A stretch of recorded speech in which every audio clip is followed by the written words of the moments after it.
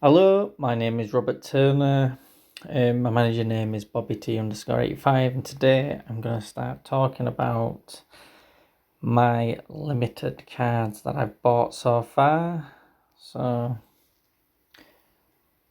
just load up my team, and at the moment, I think I've worked it out that I've spent about £142, but I've also, from buying players and selling players, made also about £30. So this team so far has cost me about £110.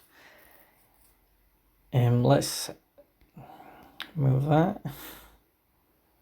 Sort by limited players. As you can see, I've bought 9 players. So if you're looking at about £110 paying for them, obviously this works out at next to nothing, about £12 per player. And as you can see, I've got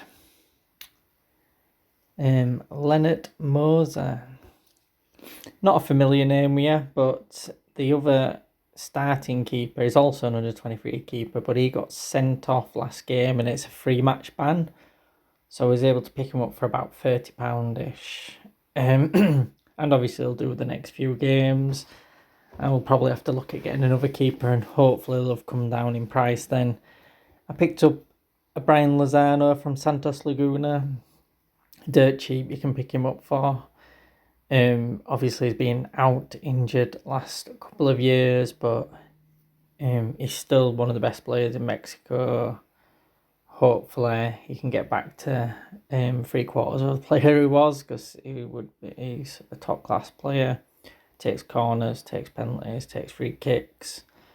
Cheap one to have, cheap one to hold. Next one's my big signing really. Nicolas de la Cruz, top scorer, like on Sorare a few months back, he was top of the list. He's a bargain at £40. His rare card goes for £600 to £800. Sometimes it's gone for over £1,000. So well under 10% on him. I think ones have gone for even cheaper. So he's a great player. There's no point me mentioning the next one. Everyone knows who he is. £23. All right. Another good scorer is a good centre back. Joris Kibembe, I think that's how you say it. He's a good scorer, good centre back. I think he might be my only defender, which is also an area to look at. Wonderson out till Christmas. Picked him up for next to no. I'll train him, keep him, see what happens with him. Don't really know much about this guy. I think he's on one of the new teams that got promoted. I've actually even bought his rare, because I bought his rare for like £70-ish. Good signing is called Martin Burden. Can blame it under 23s as well. Let's see if I haven't really got many other ones for under 23s. But I picked up this keeper. He's second choice at the moment at Zenit. I picked him up really cheap for under £10. Daniel, I'm going to guess it's Odieske. I think he's been like tipped to potentially be like Russia's number one in the future and stuff like that. He's got loads of bags of potential. He's already number 2 at Zenit. He's already had the odd start as well, which is always a good sign at the end of last season.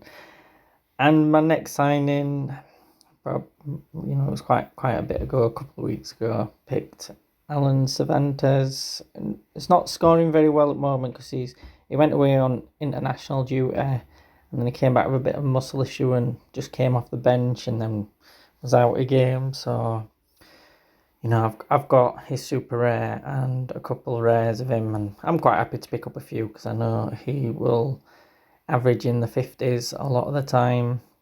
His price is only going to go up, so under 23 eligible as well, which is also good. So if he does get back to some form, I can play his super rare and a couple of his rares in places.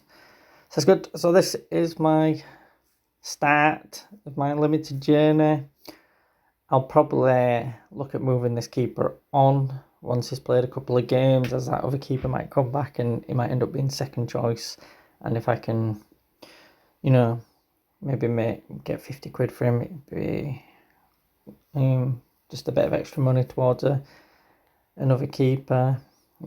Ideally, I want to get like maybe an American team or a Challenger Europe team together, and then I can have a global on one of them too, and hopefully watch it grow. So that does mean I need 2 keepers, providing I sell Leonard Moser. So, and obviously I'm just going to hold on to that other keeper and just see what happens with that. I do keep, the reason whilst I've been selling players, I've been buying and selling, is that I just get cold feet on the limited, thinking, well, you know, we're not even seeing the hundreds cards yet and what price they could end up dropping down to. So for me, you know, I just want to make sure I don't end up overpaying. But then with a few, when you're picking them up, just like a Brian Lozano for a £5, I'm just quite happy to just keep that. I think, you know, it's up to you what you want to do. I don't think I've overly spent, I mean, on anyone here. The most I've paid is, you know, under £43. So I'm not too worried about holding this. It's not cost me much. I'll see what that is. It's not over exciting, just being overbid. I don't think I've got anyone for sale at the moment, so it won't be someone buying one of my cards.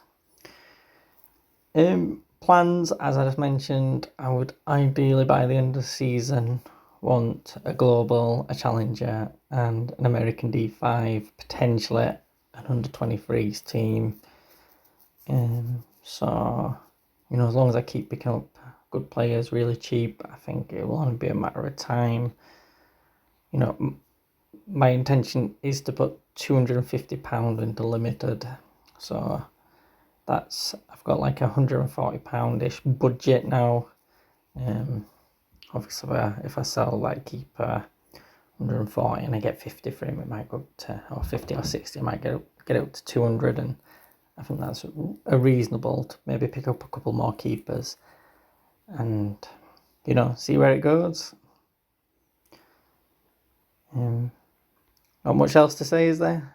Just let me know your thoughts and, you know, how much you've sort of invested into limited, and if you're gonna put more money, less money, if you've done what I've done where you've bought players and then sold them by getting cold feet. Anyway, if you want to like and subscribe, go for it. If not, don't worry about it. I'll speak to you all in a bit. I'll try and make another video soon. Bye.